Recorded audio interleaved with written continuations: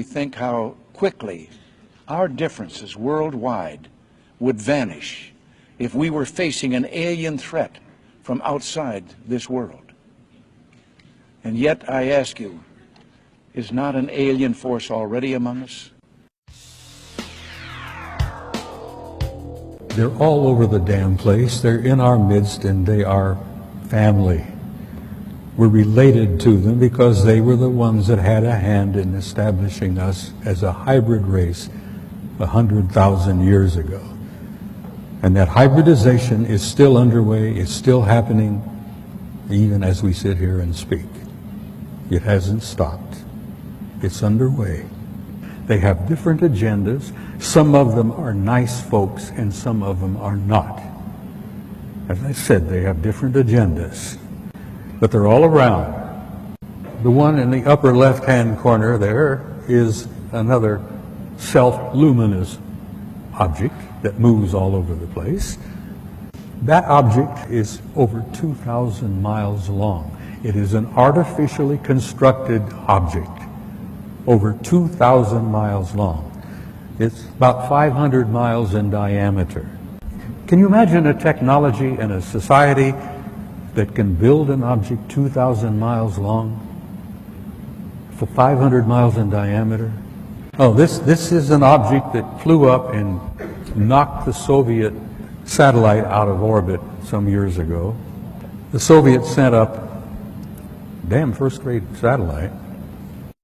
No one believed me, even from those few people that I was able to share this experience with, that this is true. But luckily, with the development of the ufology and many great people out there that are doing the research and providing the video evidence.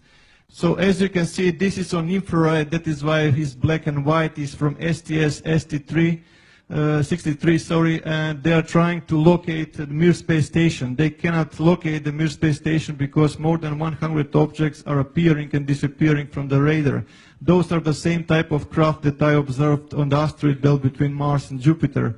And those are those balls of light that I was observing in those times, as you can see clearly, creating intelligent formation. And they wanted to take pictures of one of the moons. They wanted to take pictures of Phobos, one of the two moons of Mars. And while they were taking pictures, this object comes up from the surface of Mars, bumps the Soviet Phobos satellite, knocks it out of orbit, and it crashes. Next picture, please. What you see there is a picture of Phobos, the moon, and I mean artificial moon of Mars, and below it you see an object that the Soviets said measured roughly 15 kilometers in length. An artificial object near Phobos, the moon, 15 kilometers in length. Next picture, please. That's the moon, 12 miles in diameter. The Soviets planned to land on it. Well, someone else said, no, you're not going to do that. But that is a picture of Phobos, which they've all concluded is an artificial satellite. This photograph was taken by your own NASA Apollo 13 guys on their trip to the moon that didn't work out too well. And many of you may have heard rumors about the story, but Apollo 13 had a small nuclear device aboard. And they had been told by the guys that ran NASA that they were going to land on the surface, going to place this small nuclear device. And then when they all left and came back aboard and came back, they were going to detonate it and study the reverberations of this nuclear device, study the seismology of the moon, because they've been convinced for some years that the moon is basically hollow. It appears to be somewhat of an artificial satellite. Well, they plan to detonate this nuclear device, and the others said, no, you're not going to do that. We'll get back to that picture again, please. All right. The object you see there in the middle, over 2,000 miles long. It's an artificial, I assume metallic object, probably crammed with guys.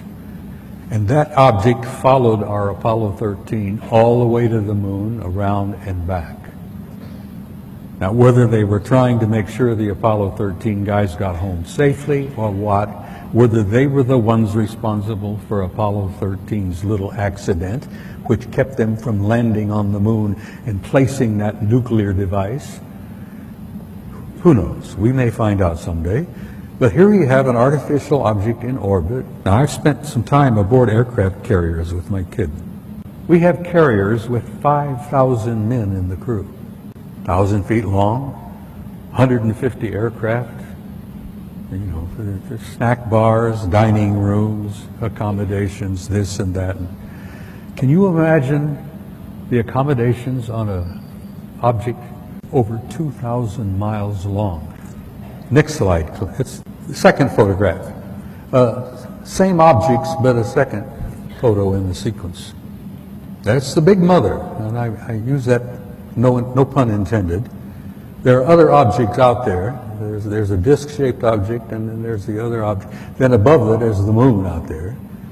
But there's that one big object out there. I'm sure they got a crew of hundreds, maybe a couple of thousand. The ones I refer to as the others. I hate the term alien. I hate the term UFO. There are no UFOs. We've known what they are for years and years and years. Some of them are ours. Some of them are theirs. There's no unidentified flying objects out there. They're all identified. I've tried to impress upon you the seriousness of it, the seriousness of the cover-up and the lies they've been telling you, the importance of why you need to know as much as you can know. And you need to be presented with the material because, damn it, you all deserve the truth. You have a right to know and you have a need to know because you are the people that this whole damn thing is all about.